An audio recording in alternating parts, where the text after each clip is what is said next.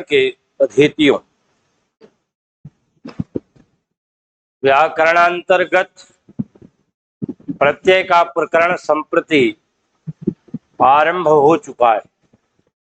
प्रत्ययों के प्रसंग में सामान्य तथ्यों का जिक्र पहले किया जा चुका है, जिसके अंतर्गत उसके भेद प्रभेदों और शब्दों की सामान्य बनावट के संदर्भ में प्रकृति के साथ प्रत्ययों का जुड़ाव किस प्रकार होता है, इस पर विशेष चर्चा की जा चुकी है। प्रकृति के पहले उपसर्ग जुड़ते हैं, जबकि प्रकृति के बाद प्रत्यय जुड़ते हैं। प्रकृति को धातु भी कहते हैं, उसे मूल भी कहते हैं, उसे जड़ भी कहते हैं। इसलिए प्रकृति से प्रत्यय जोड़े जाते हैं, लेकिन ध्यान में रखिएगा, प्रत्यय से प्रकृति नहीं जोड़ी जाती और उपसर्ग भी प्रकृति से ही लगते हैं। इसलिए प्रकृति मूल है, उसी से उपसर्ग भी लगते हैं और प्रत्यय भी लगते हैं। लेकिन शब्द निर्माण की प्रक्रिया में प्रकृति से प्रत्ययों का जुड़ना अनिवार्य है, नितांत अनिवार्य है। और प्रकृति के साथ उपसर्गों का जुड़ना वैकल्पिक है, ऐच्छिक है, इच्छा पर निर्भर है। शब्दों का विनिर्माण हुआ है और उसका अवलोकन करना है, तो उसमें जुड़े हुए उपसर्ग नित्य हैं। परंतु शब्दों में अर्थों को विशेष रूप से व्यवहृत कराने के उद्देश्य से ये इच्छा पर निर्भर होने के कारण ऐच्छिक कहे जाते हैं। भ्रांत न हो कि संहिता की परिभाषा के संदर्भ में, लक्षण के संदर्भ में उपसर्गों और धातुओं का जोड़ नित्य कहा गया है। नित्या धातु उपसर्गयो संहितैक पदे नित्या, नित्या धातु उपसर्गयो नित्या समासे वाक्ये तु सा विवक्षाम अपेक्षते। तो वहां जो उपसर्ग और धातु का संयोग है वह नित्य कहा गया है। वह नित्यता केवल इस मामले में है कि उपसर्ग धातुओं से पृथक होकर उपसर्ग ही नहीं कहे जाएंगे। इसलिए उनकी सत्ता बताने के लिए ये परिभाषा दी गई है, उपसर्गाः क्रियायुगे। यह सूत्र पाणिनि का है कि उपसर्ग उन्हें कहते हैं जो क्रिया के साथ जुड़े होते हैं, क्रिया में युक्त होते हैं। उसी बात को संहिता की परिभाषा में लक्षित कराया गया। लेकिन शब्दार्थ बताने की स्थितियों में जिस प्रकार से नित्यता प्रकृति के साथ प्रत्ययों की होती है, उस प्रकार शब्द विनिर्माण में उपसर्ग बजाय नित्य के ऐच्छिक होते हैं। आप लगाएंगे तो अर्थ का परिवर्तन हो जाएगा।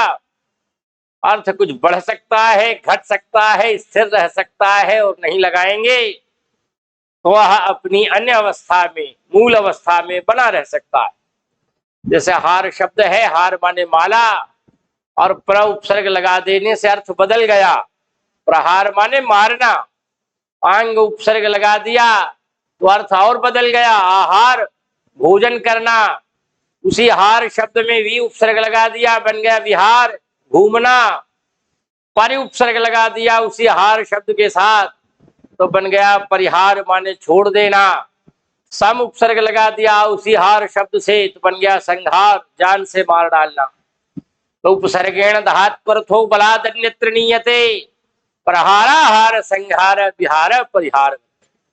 इस प्रकार से शब्दार्थ के परिप्रेक्ष्य में ये उपसर्ग देखे जाते हैं, परंतु इनकी अनुपस्थिति होने पर भी केवल धातु और प्रत्यय मिलकर शब्द बना सकते हैं।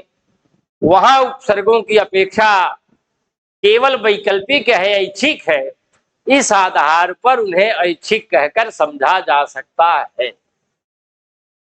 तो इन बिंदुओं का अवगमन करेंगे। इन पर चर्चा भी हमने सामान्य रूप से आज की पहली वाली कक्षा में कर दी थी। अब हम प्रत्ययों का प्रसंग पढ़ावेंगे। पहले हमने YouTube पर कई वीडियोज अंकित किए हैं जिनमें हमने प्रत्ययों को अलग अलग छांटा है और वे परीक्षा को ध्यान में रखते हुए वहां स्थापित किए गए। किन किन प्रत्ययों के संयोग से किस किस प्रकार से शब्दों की निष्पत्ति दिखाई जा सकती है, शब्दों का व्यवहार साहित्य में दिखाई पड़ता है, इन सब पर मैंने विद्यार्थी जनहिताय, प्रतियोगी जनहिताय वीडियोज डाले। इसलिए जब किसी को लिट प्रत्यय, ल्यप प्रत्यय, यत प्रत्यय, क्यप प्रत्यय, णेत प्रत्यय, घई प्रत्यय, अक्त प्रत्यय, अक्तवतु प्रत्यय, शत्रु प्रत्यय, शानच प्रत्यय आदि को देखना है तो वहां बड़े आराम से सरल तरीके से देख सकते हैं। परंतु हमारे यहाँ चूंकि विद्यार्थी हायर एजुकेशन के भी जुड़े होते हैं और वे चाहते हैं, उनका अभिलाष होता है कि सूत्र क्रम से इनका अध्ययन और बेहतर होगा, तो मेरी प्रकृति है कि हर एक बार मैं कक्षाओं में पर्याप्त बातों का पार्थक्य करता रहता हूं। इसलिए कभी एक पुस्तक से कारक पढ़ाया तो फिर दूसरी से, फिर तीसरी से, फिर चौथी से, इस प्रकार सरल, मध्यम और कठिन हर प्रकार की पुस्तकों का अध्ययन हो जाता है। इस तरह विद्यार्थी बड़े मजबूत हो जाते हैं, दृढ़ हो जाते हैं और यही कारण है कि वे प्रायः टॉप करते हैं, टॉपर्स की लिस्ट में हो जाते हैं। उन्हें भी प्रसन्नता, मुझे भी प्रसन्नता। इसी प्रकार से ये प्रत्यय का भी प्रकरण है। कभी सरल किताब से पढ़ा, सरल तरीके से पढ़ा, कभी मध्यम तरीके से पढ़ने की आदत बना रहे हैं, कभी और क्लिष्ट तरीके से। जहां तरीकों का काठिन्य होता है वहां होता क्यों है काठिन्य, इसको भी जानना आवश्यक है। काठिन्य इसलिए होता है कि वहां प्रयोग बहुत दिखाए जाते हैं। जब उनका बाहुल्य होता है, उनका आधिक्य होता है, तो आपका ज्ञान भी ज्यादा होता है और जब ज्यादा आप मात्रा में मैटर्स पाते हैं तो आपको कठिनाई का अनुभव होता है। बस इतना ही है। और कठिनाई किसी व्यग्रता का नाम नहीं है, उसे आप आसानी से पचा सकते हैं, बशर्ते उसकी आदत बनानी पड़ती है। किसी को देसी घी नहीं पचता, लेकिन अगर रोज थोड़ा थोड़ा खाने की आदत बनावे तो कुछ दिन में आसानी से पचने लगेगा। वो 50 ग्राम तक खा सकता है। बहुत लोग दूध नहीं पी सकते, कहते हैं कि पेट खराब हो जाएगा, हाजमा खराब होगा। लेकिन अगर आधा पाव, पौन पाव, एक पाव धीरे धीरे बढ़े तो आसानी से उनकी आदत बन जाती है। तो कठिनाई अपनी प्रकृति में नहीं बनानी चाहिए, नेचर में नहीं बनानी चाहिए, और न उससे भागना चाहिए, क्योंकि भागेंगे तो विषय आपका पीछा नहीं करेगा। विषय का पीछा आपको स्वयं करना पड़ेगा। और जब ऐसा कुछ दिन कर देंगे तो वही कठिन आपको सरल लगने लगेगा। और फिर जो आज कहते हैं कि व्याकरण हमारा कमजोर है, कहने लगेंगे कि व्याकरण हमारा बड़ा मजबूत है। और व्याकरण रीढ़ की हड्डी, जिसे व्याकरण आता है उसी को साहित्य भी आता है, उसी को दर्शन भी आता है, उसी को वेद भी आता है, उसी को शास्त्र भी आता है। जिसे व्याकरण नहीं आता वो साहित्य क्या पढ़ेगा, क्या जानेगा। इसलिए गाने बजाने का नाम तो साहित्य है। ऐसी स्थिति में जब तक शब्दों का सही अर्थ आप न जाने, और व्याकरण के बिना ये संभव नहीं है, इसलिए आपको व्याकरण को मजबूत करना ही पड़ेगा अगर सफलता प्राप्त करनी है तो। इसलिए जितना साहित्य आप जितना समय उस पर दें, उसका 2 गुना 3 गुना समय व्याकरण पर अवश्य दें। अगर 1 घंटे साहित्य पढ़ते हैं तो 3 घंटे व्याकरण जरूर पढ़ें। और जब कई कई बार व्याकरण का पक्ष पढ़ेंगे तो धीरे धीरे आपका जो बुद्धि ग्रंथ का अध्ययन है वह मजबूत होगा और फिर आपको बहुत सारी बातें याद होती चली जाएंगी। तो मैंने बिल्कुल सरल और संक्षिप्त रूप में पढ़ाने के उद्देश्य से डॉक्टर कपिल देव द्विवेदी कृत जो लक्ष्य सिद्धांत कौमुदी एवं संस्कृत व्याकरण है, उनकी पुस्तक बहुप्रचलित भी है और बड़ी प्रामाणिक भी है।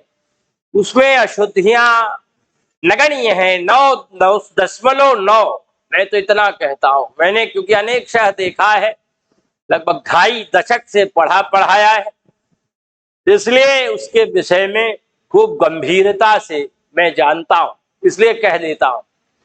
तो सरल तरीकों से और संक्षेप में अध्ययन हो, इस उद्देश्य से मैंने पहले इसे पकड़ा है।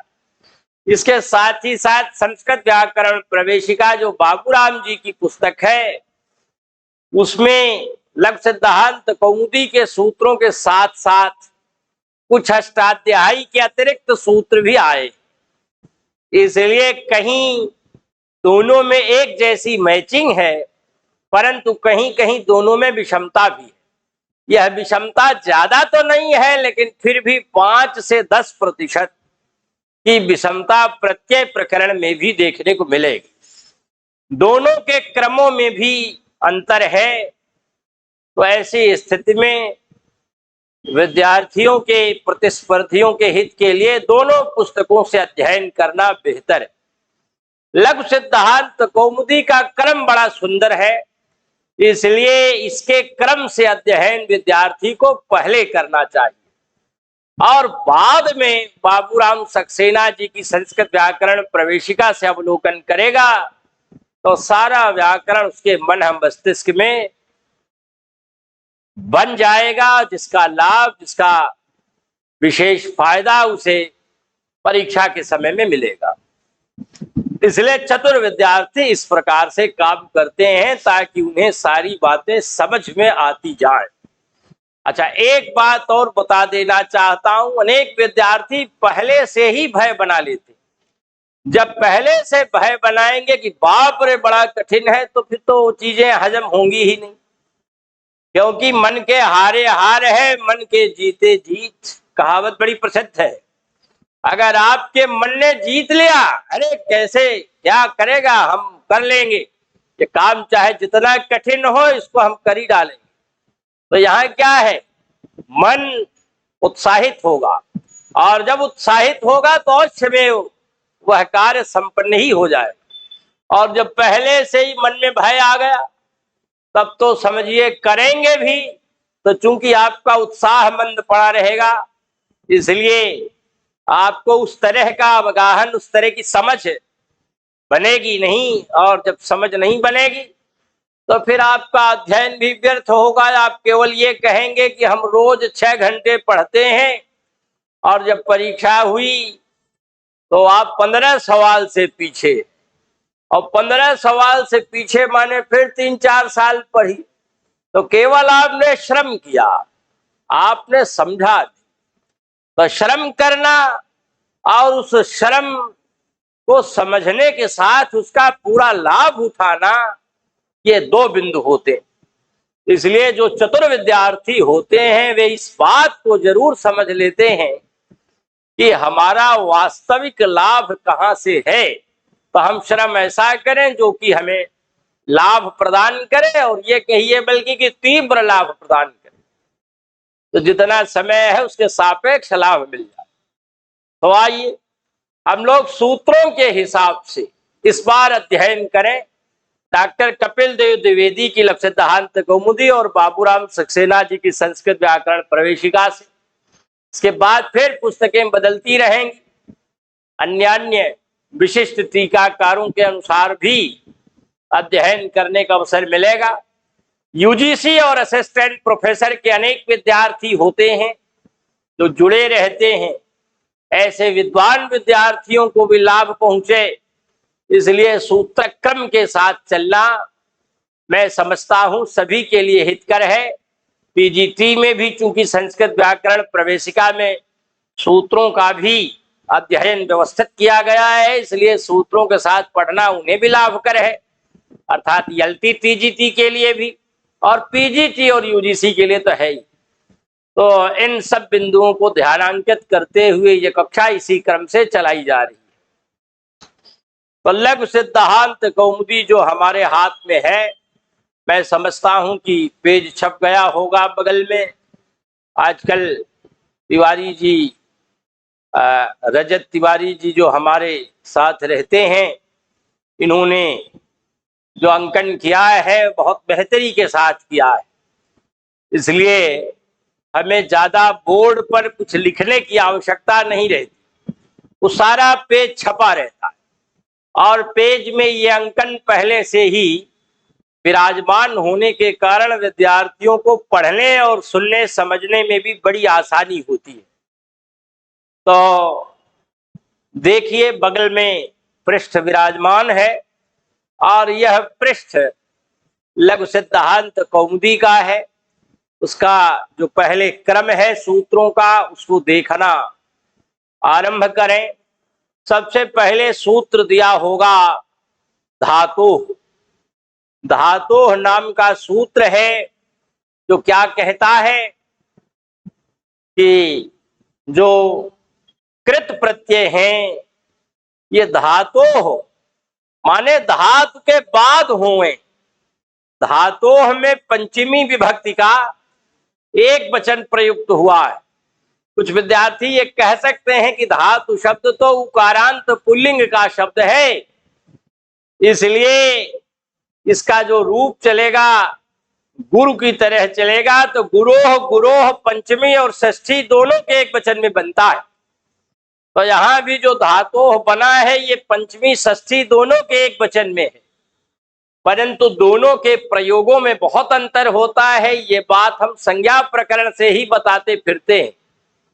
अब विद्यार्थी है कि पढ़ना चाहे न पढ़ना चाहे हम नहीं जानते, लेकिन ये सब प्रयोजन है, इसलिए बताना हमारा दायित्व बनता है, अतएव बताते हैं।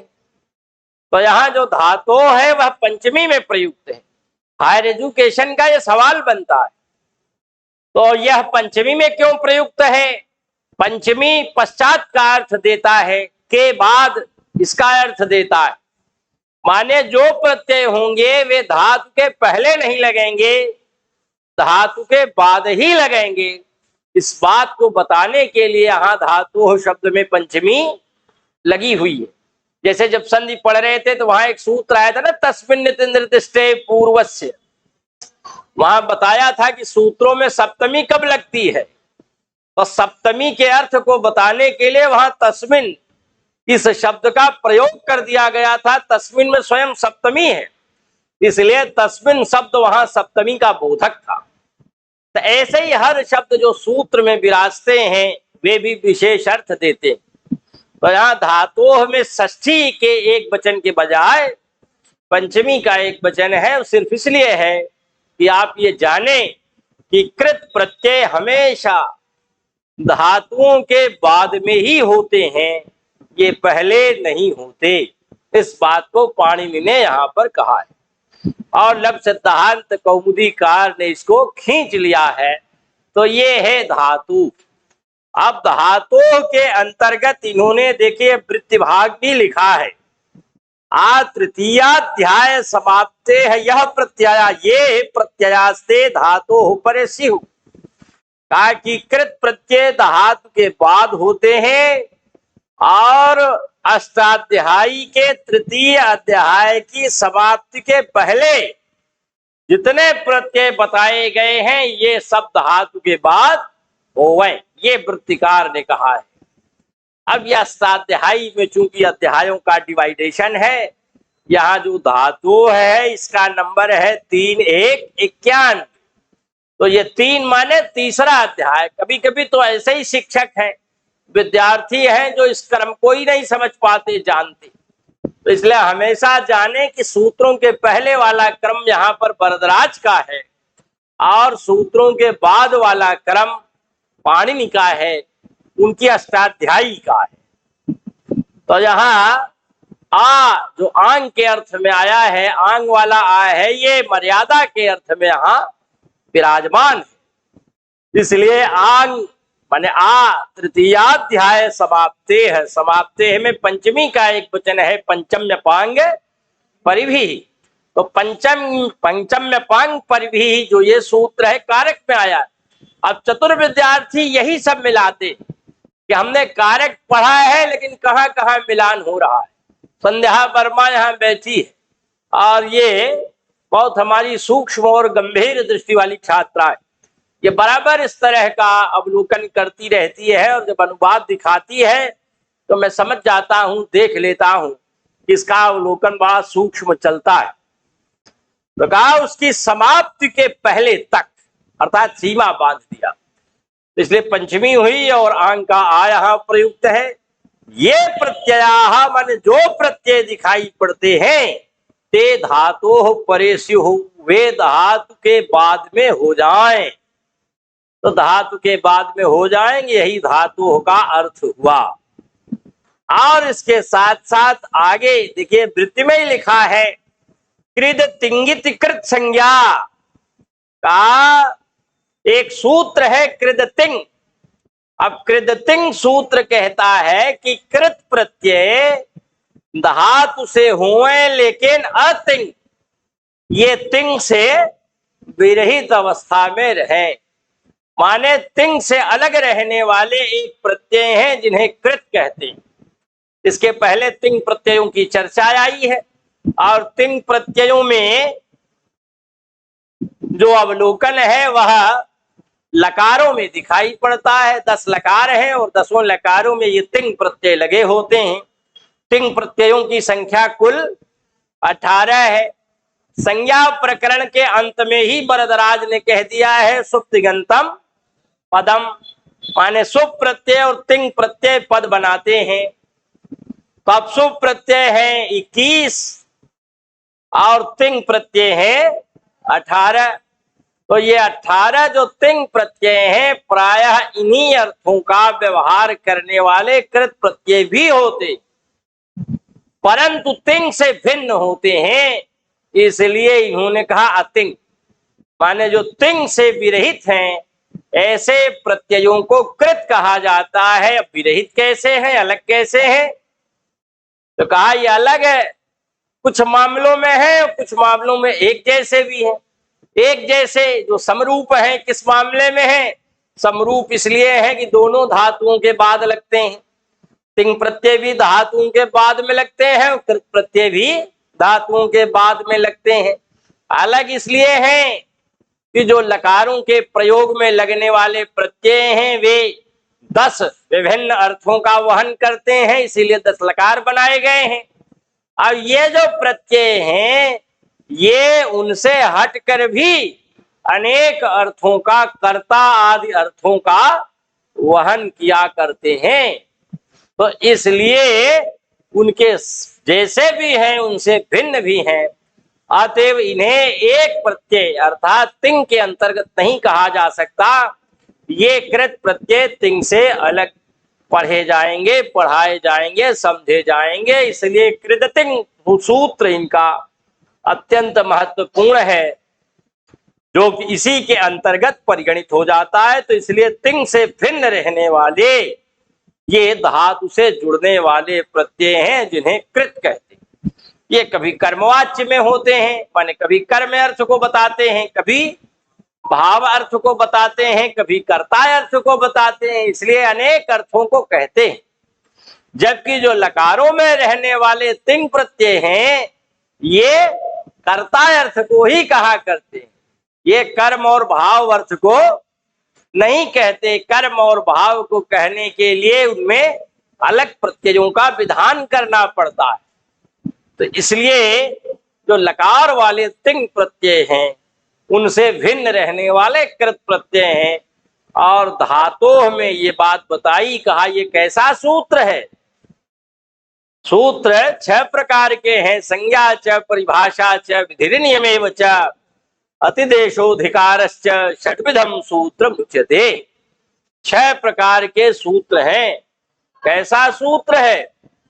अधिकार सूत्र है। वेरी गुड, संध्या वर्मा ने बताया, कहा यह अधिकार सूत्र है। लेकिन हमने जाना कैसे? हमें तो नहीं याद कि अधिकार है ये।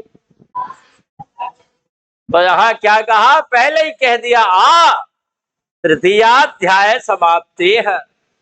तो यहाँ आ माने तक, तो क्या किया ये तक, तक माने सीमा बांध दी। तो माने यहां से लेकर यहां तक हमारा अधिकार है। तो इसलिए इसी अंग से ये पता चल गया कि अधिकार सूत्र है जो वृत्ति में व्यवस्थित है, अर्थात जहां से हम चलेंगे, जहां हम हैं उसके आगे से चलेंगे, ठीक आगे से आरंभ होंगे, और जहां तक हमारी बात चलेगी वहां तक हमारा अधिकार रहेगा। इसलिए यह सूत्र है अधिकार सूत्र। सारी बातें सूत्रों में ही व्यवस्थित रहती हैं, बशर्ते प्रखर विद्यार्थी थोड़ा ठहराव के साथ आराम से समझ कर अध्ययन करता है तो व्याकरण उसके लिए अत्यंत सरल प्रतीत होने लगता है। तो ये सूत्र है धातु जो अधिकार सूत्र है। फिर अगला कानून आया वास रूपो स्त्रिया का, वास रूपो स्त्रिया, असरूप शब्द आया है यहाँ, वा असरूप का। कुछ प्रत्यय ऐसे हैं जो एक दूसरे के समान होते हैं, परंतु कुछ प्रत्यय ऐसे भी हैं जो एक दूसरे के असमान होते हैं। तो समान रहने वाले और असमान रहने वाले दो तरह के प्रत्यय देखे जाते हैं।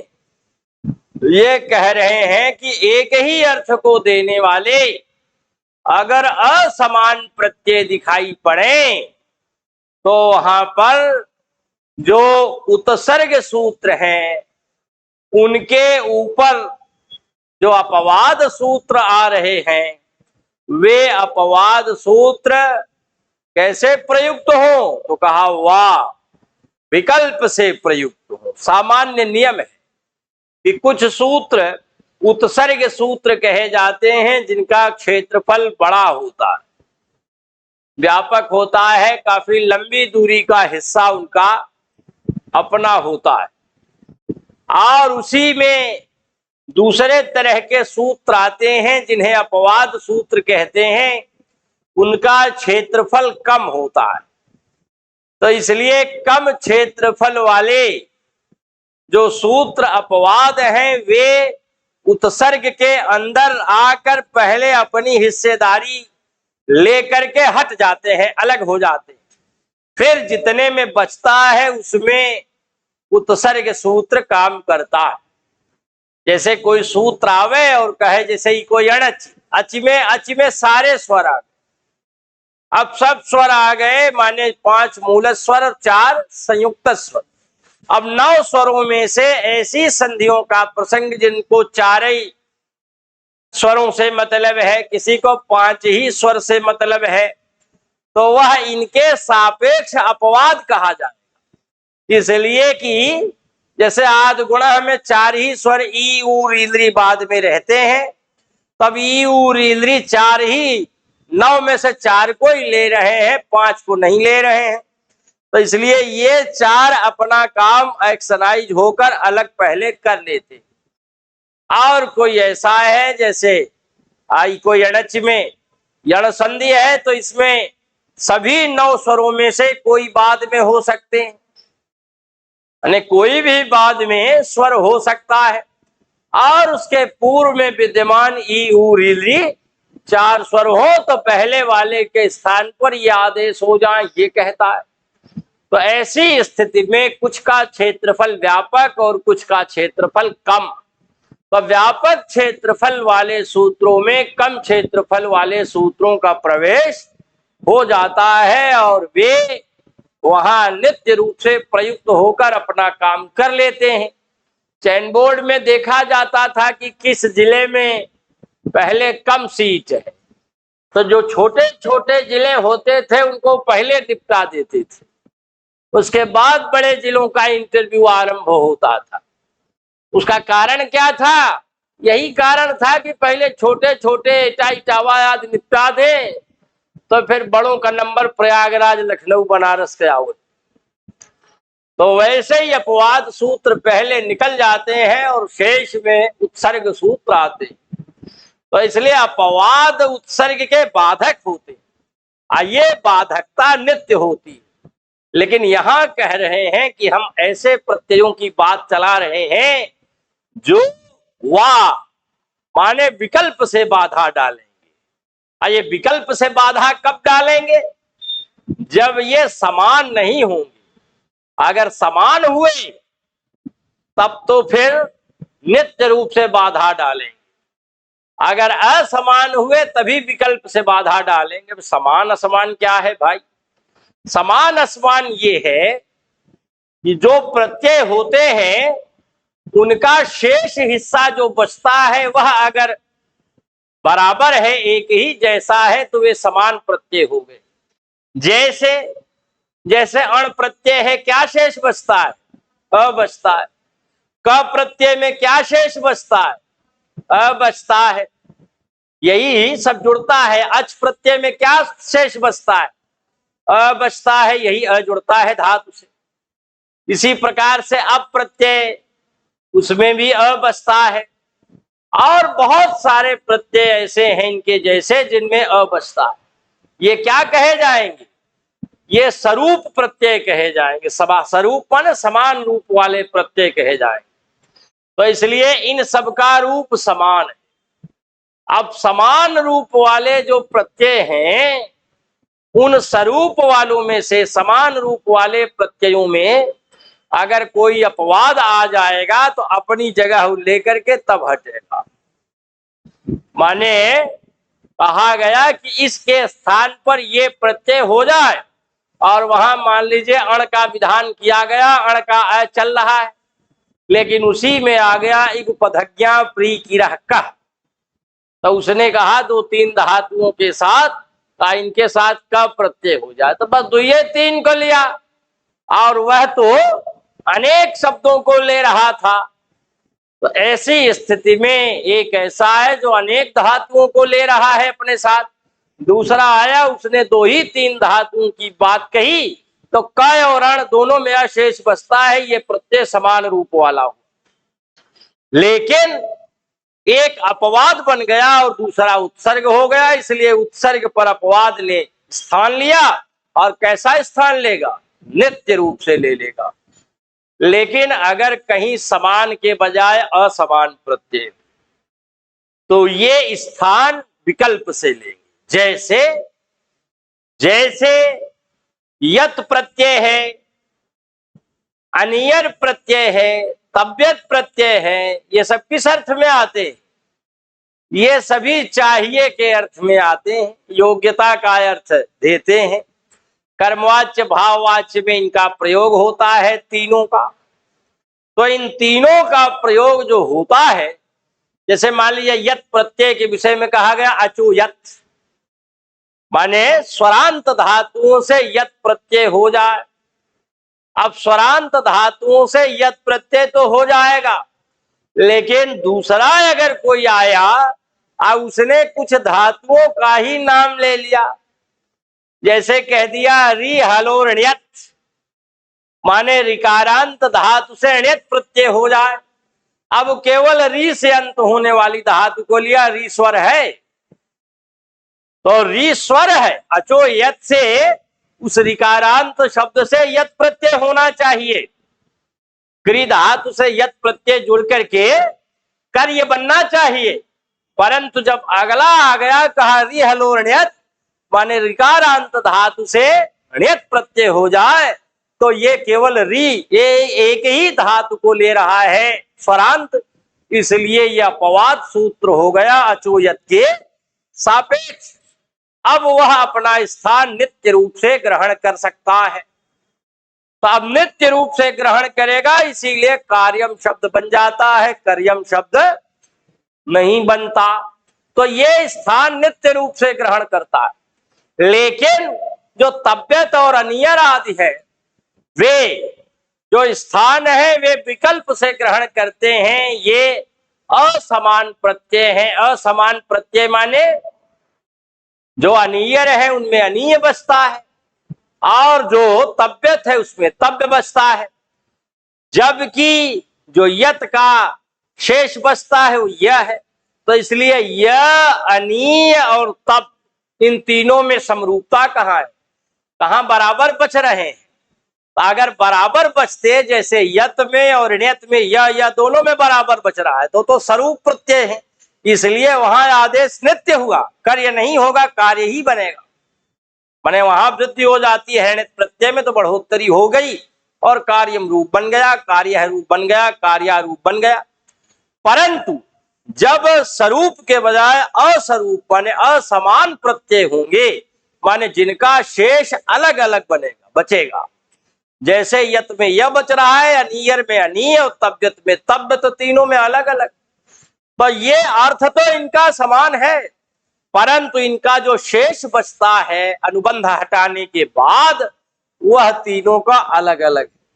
जब ये अलग अलग होगा, तब जिन प्रत्ययों का योग किया जाएगा, जोड़ा जाएगा, वे एक दूसरे के सापेक्ष विकल्प से प्रयुक्त होंगे।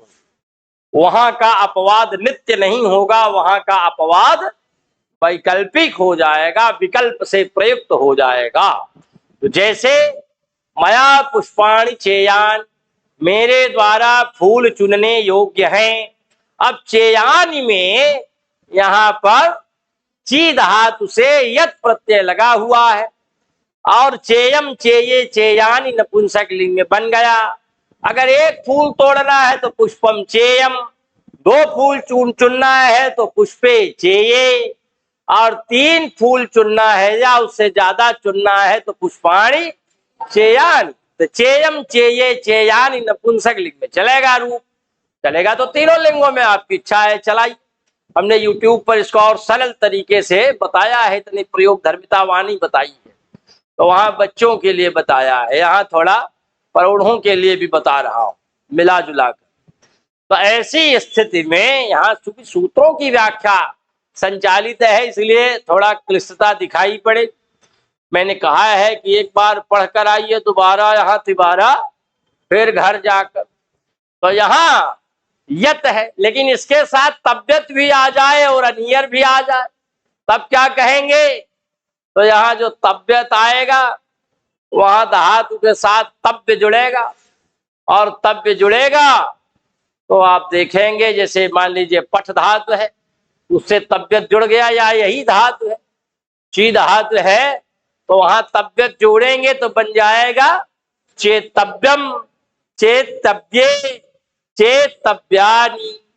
तो आप कहेंगे मया पुष्पाणि चेतव्यानि, मेरे द्वारा फूल चुने जाने योग्य है।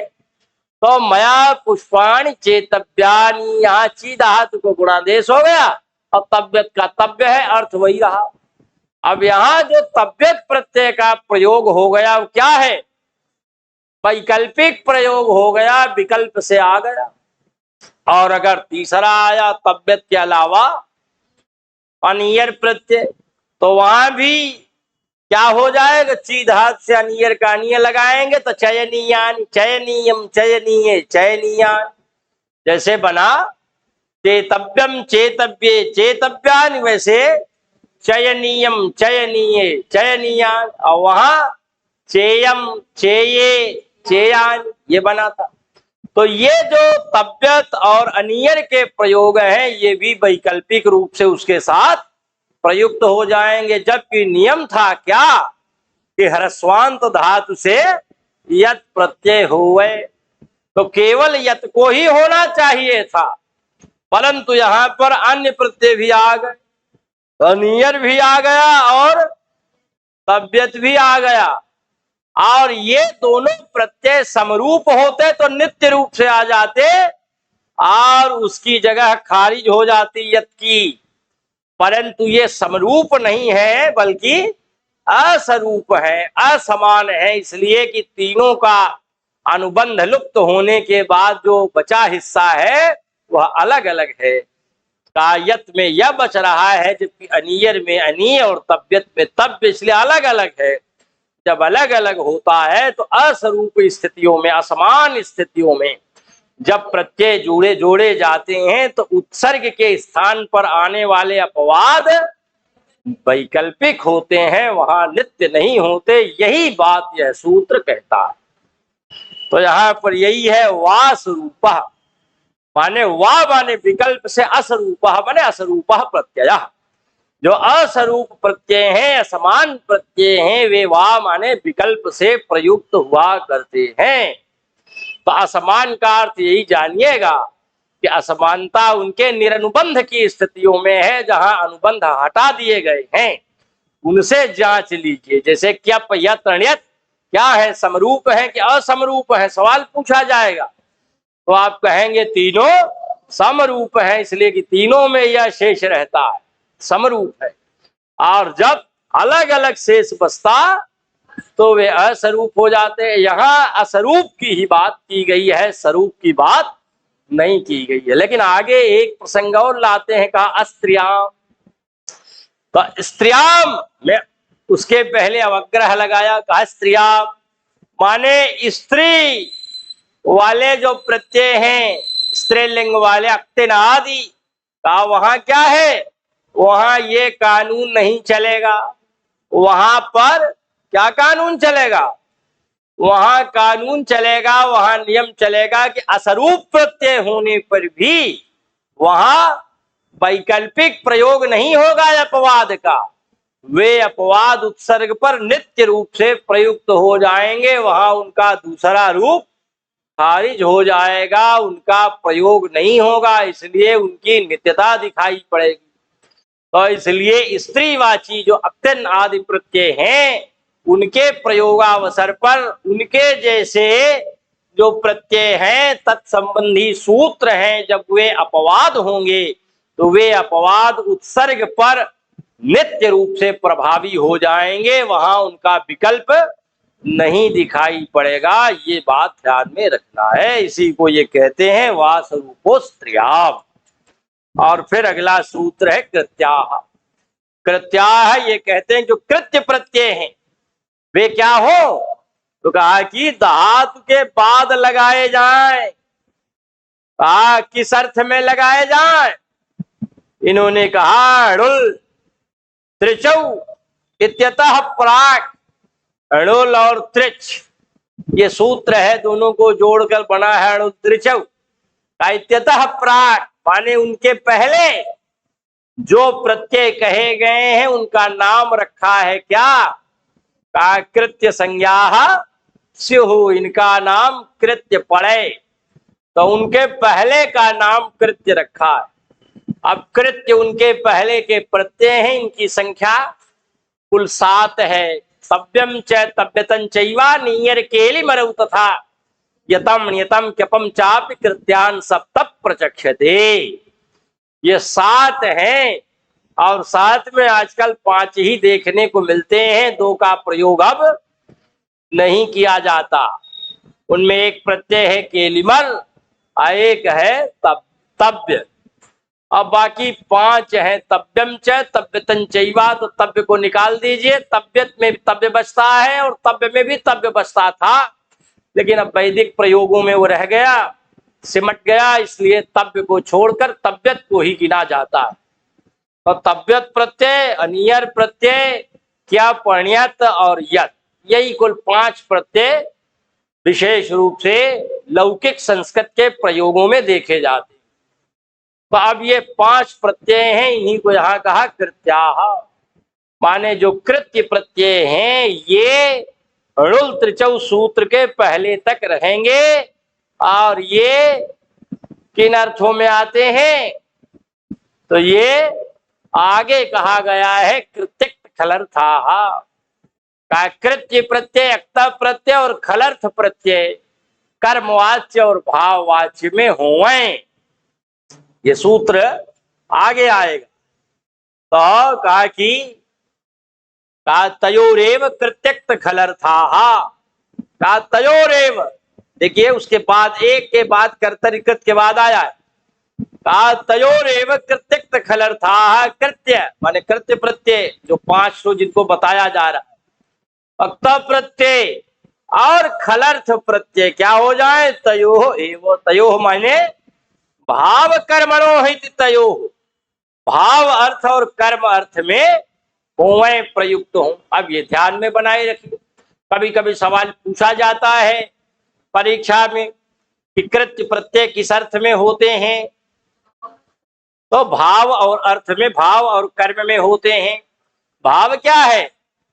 भाव माने ये नहीं कि मार्केट में गए, कहा मूली क्या भाव है, गाजर क्या भाव है, आलू क्या भाव है, तो वहां भाव का अर्थ, यहाँ मोल भाव नहीं लेंगे, यहाँ भाव माने क्रिया, ये अर्थ लेंगे। और जहां कर्म दिखाई पड़ेगा वहां कर्म की प्रधानता होने से वहां कर्मवाच्य बन जाएगा। तो कर्मवाच्य और भाववाच्य इन दोनों अर्थों में ये पांचों प्रत्यय हो जाएं जो कृत्य प्रत्यय।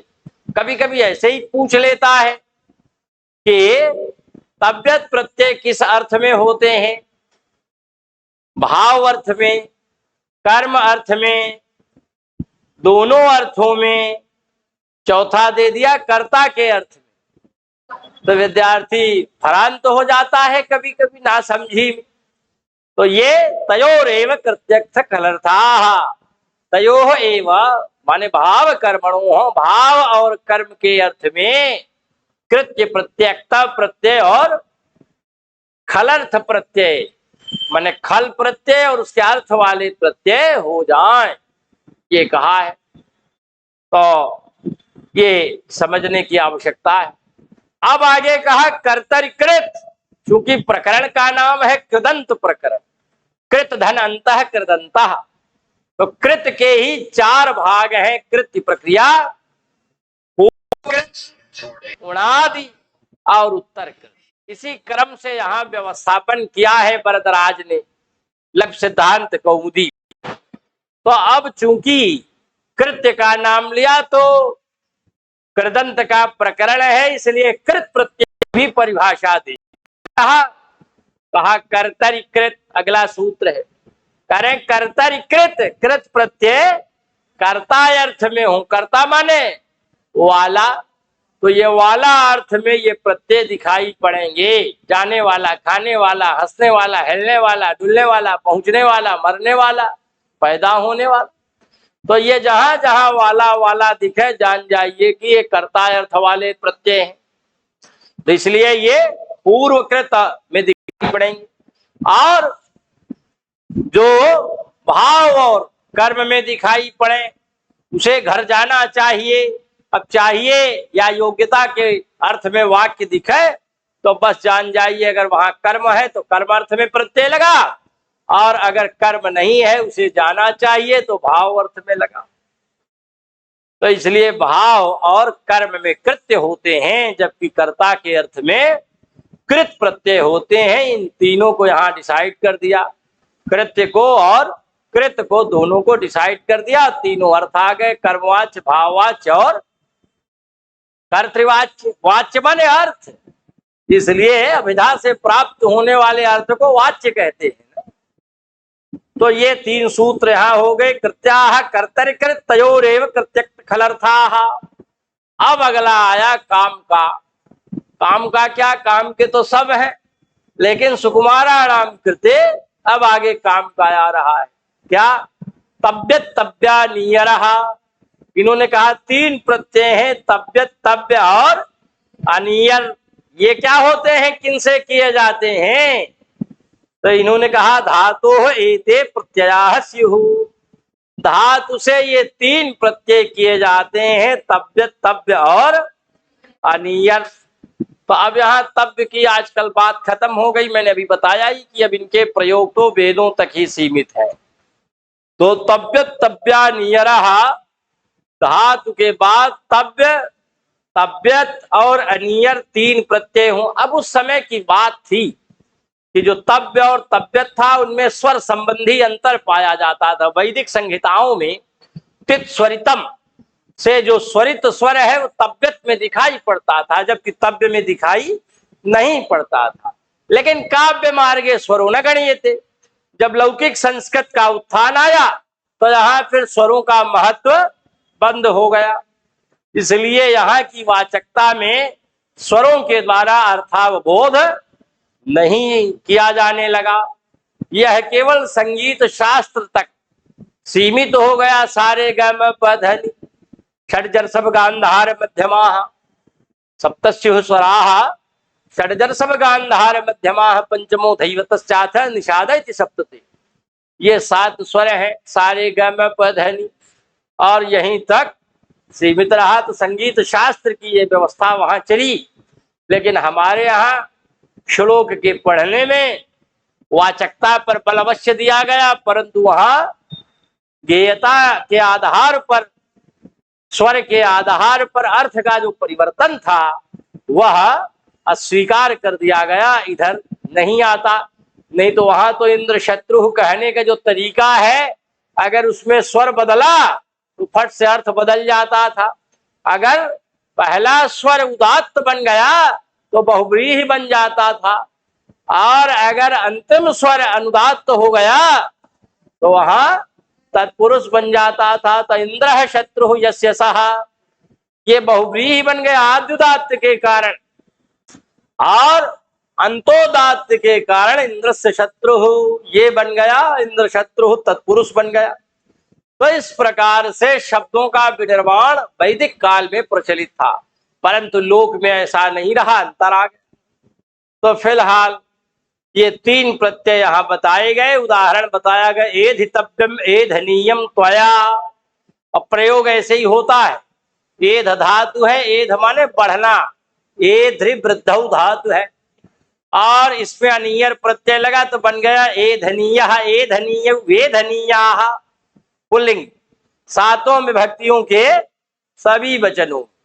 और नपुंसक लिंग में एधनीयम एधनीये एधनीयानि, और स्त्रीलिंग में एधनीया एधनीये एधनीयाः, तीनों लिंगों में सभी विभक्तियों के सभी वचनों। अब जिसने तरीका जान लिया उसको न रटना फटना है न गाना बजाना, वो अपने आप प्रवाहित होता रहता है। जिसने तरीका नहीं जाना वो कितना याद करेगा गाने में, 2-4 शब्द 6 शब्द, इसीलिए वो पिछड़ जाता है, पीछे रह जाता है। ये सब तरीके हमने पहले YouTube में डाले हैं, बहुत सरल तरीका है, गहराई में नहीं ले गए, उसमें तरीका सरल ही है, लेकिन फिर भी तरीका बता दिया है। तो अब यहाँ जो एधनीय का अर्थ है क्या है, बढ़ना चाहिए। तबियत लग जाएगा तो वहां तब्य जुड़ेगा, और इट का आगम हो जाता है तो वहां एधितव्य बनता है। और एधितव्य माने भी बढ़ना चाहिए, क्योंकि चाहिए के अर्थ के प्रत्यय हैं ये कृत्य 5। तो यहाँ बढ़ना चाहिए। अब ये बढ़ना चाहिए किसके द्वारा, तो कहा त्वया एधितव्यम, तुम्हारे द्वारा बढ़ना चाहिए, बढ़ाया जाना चाहिए। अर्थात तुम स्वयं सोचो कि हमें कैसे बढ़ना है या दूसरे को कैसे बढ़ाना है, उसे हाइजेनिक पौष्टिक आहार प्रदान करो। लंबाई कम बढ़ रही है, कहो कि लटके, तो इसलिए जहां भी वृद्धि करनी है वहां वैसा कार्य करो। तो यहाँ हमेशा कर्ता में तृतीया हो जाती है, क्योंकि कर्मवाच्य और भाववाच्य के प्रयोगों में जहां भाव या कर्म दिखाना होता है वहां उसकी प्रधानता होती है। तो कर्म में प्रथमा हो जाती है, और क्रिया में हमेशा एक वचन का प्रयोग दिखाई पड़ता है। तो एक वचन का जो प्रयोग होता है वह प्रथम पुरुष, मध्यम पुरुष, उत्तम पुरुष तीनों में दिखता है, लेकिन रहता है केवल एक वचन। ये क्रिया की प्रधानता है, और जब कर्म की प्रधानता होगी तो प्रथमा हो जाए। अब यहाँ क्या है, मया एधितव्यम माने मेरे द्वारा बढ़ाया जाना चाहिए, यहाँ कर्म नहीं है, तो ये भाववाच्य का प्रयोग है। और भाववाच्य के प्रयोग के कारण जब प्रत्यय लगा है तो ये नपुंसक लिंग में आ गया है, इसलिए यहाँ नपुंसक लिंग का एक वचन प्रयुक्त हो गया है। अगर यही कर्म होता द्विवचन का या बहुवचन का तो फिर क्रिया भी बहुवचन की हो सकती थी या द्विवचन की हो सकती थी। तो ये है, अलकारों के प्रयोग में मध्यम पुरुष और उत्तम पुरुष भी देखे जाते हैं एक वचन की क्रियाओं के साथ। जैसे हस्यते, हस्यसे, तब हस्यसे मध्यम पुरुष का रूप है, लेकिन वो भी दिखाई पड़ेगा त्वम हस्यसे, मया त्वम हस्यसे, मेरे द्वारा तुम हंसाए जा रहे हो। वहां मया त्वम हस्यसे, वहां त्वम क्या है?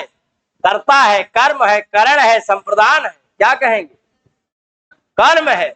और प्रथमा में चला गया। तो इस प्रकार के प्रयोग दिखाई पड़ते हैं। अब यही सब विद्यार्थियों को लगता है कि बाप रे बड़ा क्लिष्ट है, तो बाप रे के लिए हम क्या करें भाई?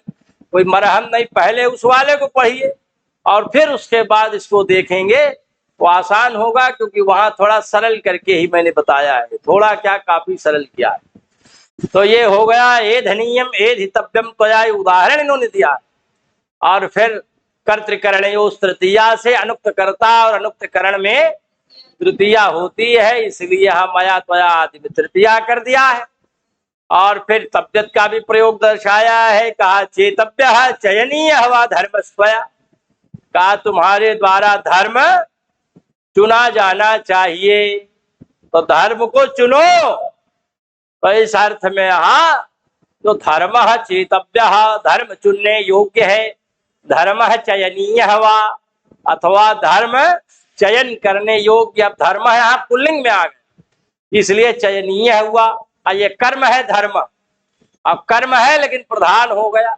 अब जो नासमझ है ये या तिथियों त्योहारों को देखकर अनुवाद करते हैं। होली, दीपावली, दशहरा पर उनके गुरु कराते हैं कि परीक्षा आ गई, आओ 2 दिन अनुवाद सही, तो वे ऐसे ही मारे जाते हैं, क्योंकि उन्हें वाच्य परिवर्तन तो बिल्कुल कोसों दूर हो जाता है उनसे। जब अनुवाद ही करना न आया तो उनका कार्य का, उनका वाच्य परिवर्तन सब कमजोर रह जाता है। वाच्य परिवर्तन तो गलत ही करके आते। तो यहाँ पर जो धर्म है, ये शब्द है पुल्लिंग का है, धर्म धर्मौ धर्मा बन जाता है। अब ये कर्म है और यहाँ प्रथमा में आ गया है, इसलिए कि यह प्रधान हो गया है। और यहाँ जो कर्ता है तो त्वया है, अब प्रधान हो गया, इसलिए कर्तृकरणयोस् तृतीया से वह तृतीया में पहुंच गया। अब एक ठो वार्तिक भी कात्यायन का साथ में दे दिया है, तो मैं क्यों छोड़ू।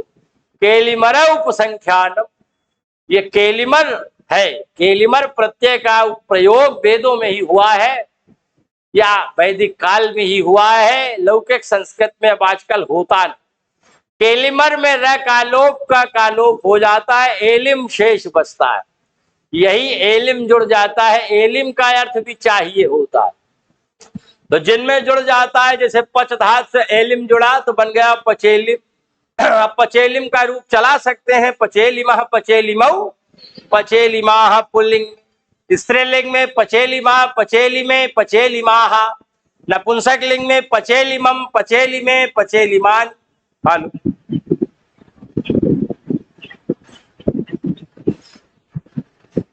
तो इस प्रकार से पचेली, भिदेली, दहेली, दह धातु से दहेलिमः दहेलिमौ दहेलिमाः बन जाता है। इसी प्रकार से भिद धातु से भिदेलिमः भिदेलिमौ भिदेलिमाः इस तरह बन जाता है। लेकिन अब आजकल इसका प्रयोग बंद हो गया। इन्होंने उदाहरण दिया पचेलिमाः माशाः, उड़द पकाए जाने योग्य है या उड़दों को पकाया जाना चाहिए, तो यहाँ माशाह कर्म अब प्रथमा के बहुवचन में। भिदेलिमाः सरलाः, जो सरल है वे काटे जाने चाहिए। जो सरल माने सीधे पेड़ हैं, जिनसे पटरी बल्ली बनती है, उन्हीं को ना लोग काटते हैं। जो कुबड़े टेढ़े मेढ़े होते हैं उनको कौन काटने वाला है। बक्र चंद्रमा ग्रस ही न राहु, चंद्रमा टेढ़ा हो जाए, बकरी हो जाए, तो राहु की हिम्मत नहीं है कि उसको ग्रास बना, नहीं खाने दौड़ता है। कब? पूर्णिमा को कि अमावस्या को? पूर्णिमा को, उसी समय तो चांद होता है, अमावस्या में कहाँ होता? क्या है? बुद्धिर्यस्य बलम तस्य, that is called presence of mind. अरे आजकल जीके भी आने वाला है, तो ध्यान रखिएगा। जब दिखेगा तभी न खाएगा, जब दिखेगा ही नहीं तो क्या खाएगा? दिखेगा ही नहीं। चंद्रमा अमावस्या को कहाँ दिखता है? कस्यास चंद्रम न पश्यन्ति सूत्रम तद पाणिनेर्वद, चतुर्दशी अमावस्या और प्रतिपदा तीनों को वह नगण्य होता है। तो अमावस्या को चांद नहीं दिखता, मन का कारक है, इसीलिए तो ज्यादातर लोग आत्महत्या गाड़ी से कर जाते हैं, दवा खा लिया, आजकल पुल से कूद जा रहे हैं। तो इसलिए कब कूदते हैं? अमावस्या के समय में कूदते हैं, उसी के इर्द गिर्द कूदते हैं। ज्यादातर हत्याएं कभी आकलन कीजिए पेपर से तो उसी के इर्द गिर्द होती हैं, इसलिए कि चांद कमजोर, जब चंद्रमा नहीं है, वायुमंडल में दिखा नहीं, दूर निकल गया पृथ्वी से, तो ऐसी स्थिति में क्या होता है, वहां आपका हृदय कमजोर पड़ने लगता है, उत्साह मंद पड़ जाता है, निगेटिव बातें बार बार दिमाग में आने लगती हैं। और जब बार बार आई और उसी में कोई कलह आदि की घटना घटी नहीं कि फट से खराब कदम उठा लिया। और नहीं तो अगर चांद मजबूत होता है, चंद्रमा, तो दिन भर चाहे जितने अपमानित हो, 8 घंटे की भरपूर नींद 10 बजे रात 11 बजे से लेते हैं, खर्राटा भरते न जाने कितने नेता हैं। तो क्या है, इनका चांद मजबूत है जनाब। तो यहाँ मैं बता रहा था क्या, पचेली माहमाशा माने जो उड़दे हैं पचाए जाने योग्य हैं, यहाँ केलिबर प्रत्यय का प्रयोग। भेदेली माह सरला माने जो सरल सीधे साधे हैं, टेढ़े नहीं है, वही काटे जाते हैं क्योंकि वही काम के हैं, इसलिए बेकाम को काट कर क्या करें। तो सरलाह माने जो सीधे साधे वृक्ष हैं, चीड़ आदि के वृक्ष हैं, सीधे सपाट होते हैं, वे काटे जाते हैं। तो यहाँ भिदेली माह बहुवचन में हो गया, इसलिए कि जो सरलाह है ये कर्म है, ये भी प्रथमा के बहुवचन में इसके अनुसार बन गया। तो ये भिदेली माह सरलाह आदि शब्द बन गए। इतना ही रखा जाए व्याकरण में, इसलिए कि आगे के सूत्र फिर और महत्वपूर्ण है, कृत्य लिटो बहुलम आदि, तो उनकी व्याख्या आगे करेंगे। विद्यार्थियों से मैं जरूर ये कहूंगा कि जो सीरियस हैं परीक्षा की दृष्टि से, वे एक बार पढ़ें, पहले से पढ़कर आए, दोबारा यहाँ पढ़ें और तिबारा फिर घर जाकर पढ़ें, तब क्या होगा, तो ये कंठ हो जाएगा, दिमाग में बुद्धि में भी बैठ जाएगा, जिह्वा पर भी काफी मात्रा में आ जाएगा। तो जो पुराने गुरु लोग कहते थे कंठ नहीं तो लंठ, तब ये बात सार्थक होगी। अब केवल कंठ ही भर किया, समझा ही नहीं, तो मूर्ख है, उसकी विद्या कब काम आएगी। विद्या कब काम आती है, जब किताब रख दिया और वैसे ही आप बताना आरंभ कर दिए, तब तो वह काम। और नहीं तो परीक्षा में कहे कितबिया कहाँ है और उसका प्रयास करने लगे तो विद्या व्यर्थ हो गई। इसलिए हमेशा कम से कम 3 बार वाला फार्मूला, वो भी चतुरों के लिए। और जो बहुत गधे हैं वो तो हमसे कोसों दूर वैसे ही रहते हैं, तो उनको कहे हम कहें कि 6 बार पढ़ो, इसलिए कि जिनकी बुद्धि जितना मंद है उतना ही अधिक उनको श्रम अपेक्षित होता है। और जितनी बार पढ़ेंगे उतना ही ज्यादा ज्ञान होगा, उतनी ही ज्यादा मेमोरी में बातें व्यवस्थित हों। तो इतने ही रखते हैं व्याकरण में, शेष बातें कल।